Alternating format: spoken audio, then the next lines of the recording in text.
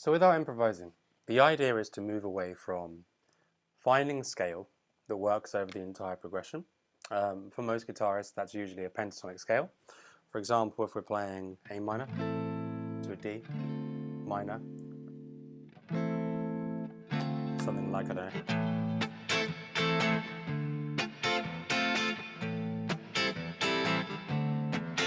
guitarists will typically look for a fret where they can play a scale that they're comfortable with. In most cases, it's the minor pentatonic scale.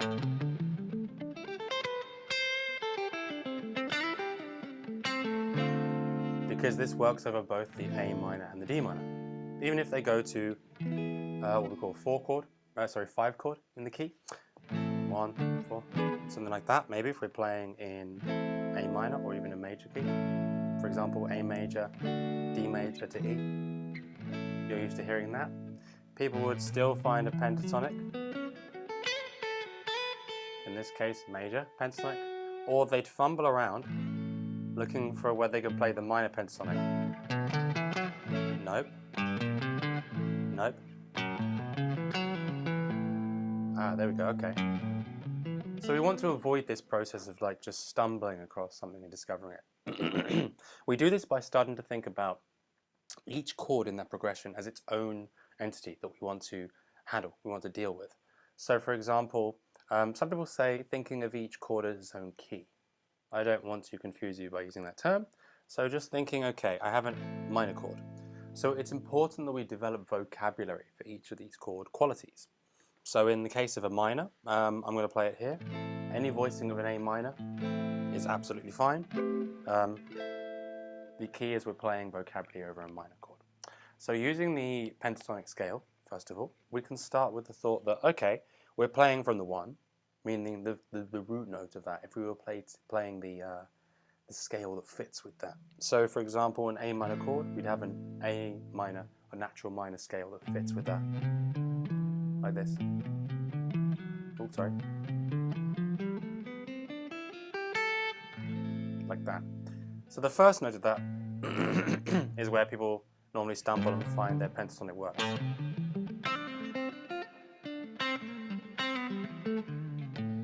That's fine.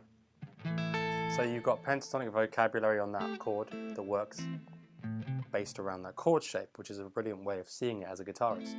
So for example, I have the chord that I'm used to playing, and I have the pentatonic scale that matches and goes with that chord. You use that process for other areas of the neck. So I might be able to play an A minor chord up here on the 12th fret, and I'm going to play the pentatonic scale that matches that chord.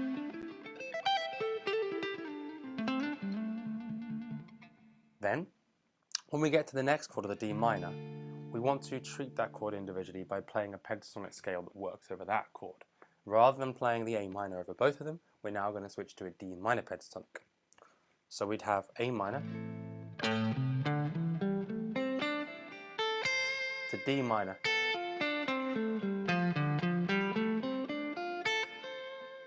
to A minor to D minor pentatonic, like that. So then it's up to us to find melodic vocabulary and create ideas using those two shapes. So this is what we class as the E shape here, going into an A shape. This is the minor version of these pentatonic scales.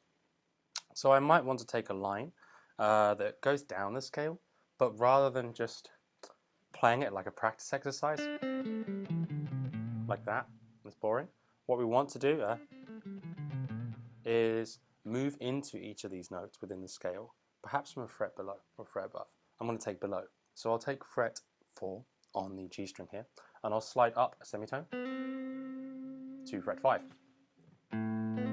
Let's see how that sounds by playing an A string first, and then doing that. So we're already hearing our root note in the bottom, and we can play the scale over it. I just moved down position, 2 frets, and back into position. So I have this neighbouring note beside it, and then we have neighbouring notes beside each of the notes in our scale. So I could go from fret 7 to 8 on high E now.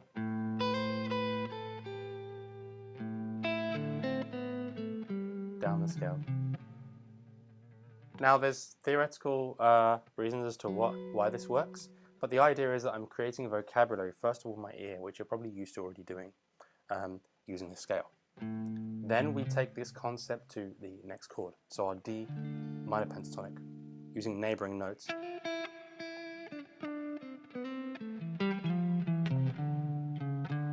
So, we might have something like this.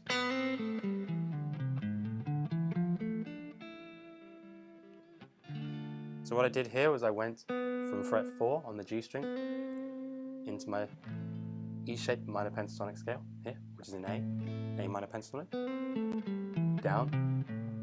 Once I got to the bottom here, I switched to my D minor, and I went like this. I went 5, I think I went 5, 8, like that,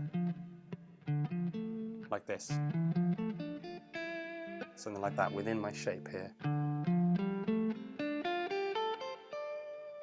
We have neighboring notes, remember.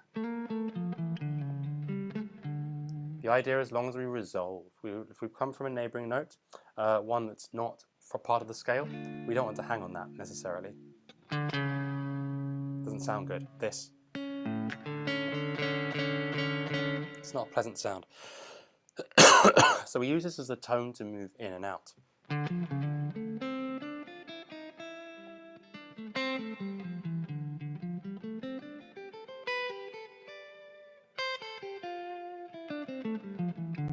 Like that. So, I would practice by trying to visualize the chord shape with the pentatonic scale that matches it. And you're going to count the beats. So we go 1, 2, 3, 4.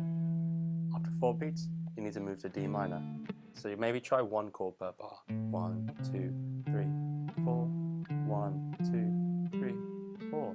1, 2, 3, 4 to D minor. 3, 3, 4. Okay? So that sounds basic and boring, right? The idea is we're not hearing it as a scale like this.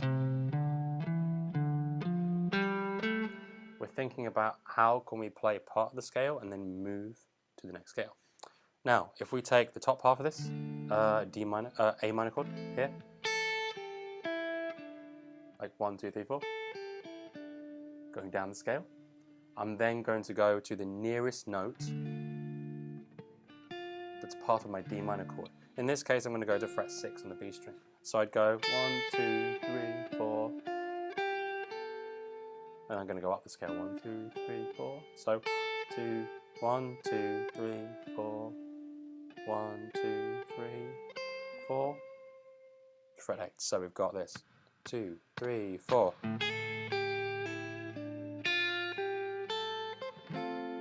Like that.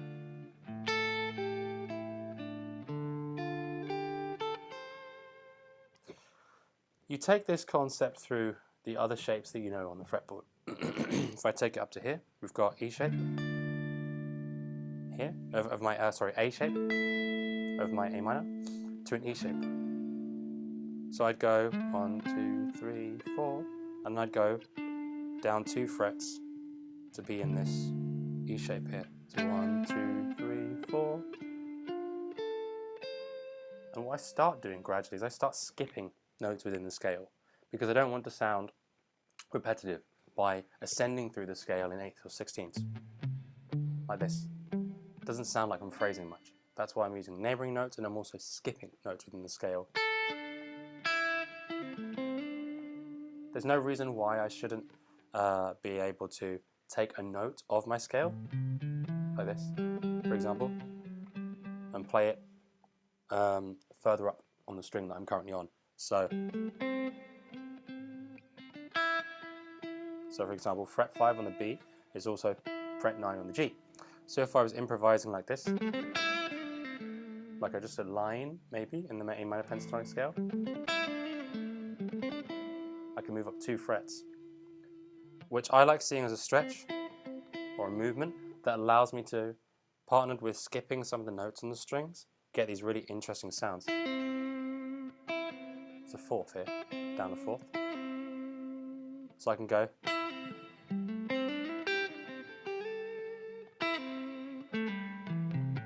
Combine with different techniques, so picking.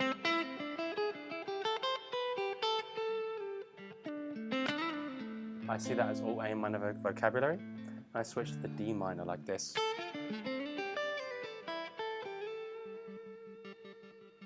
So, I'll give you a little bit of playing so you can hear some of these ideas, just at the end of the video.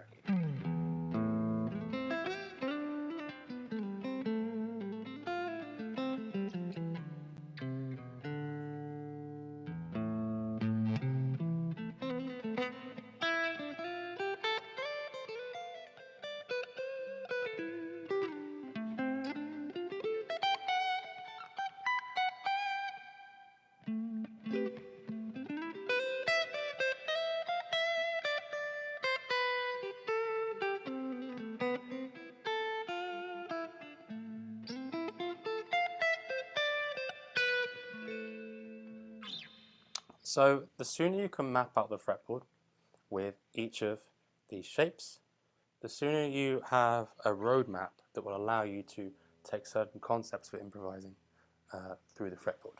Be that the idea of playing a certain scale over a certain chord, or be it a rhythmical concept, for example, in the right hand.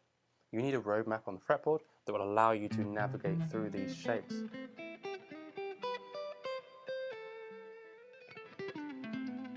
And then you'll learn how to connect them all together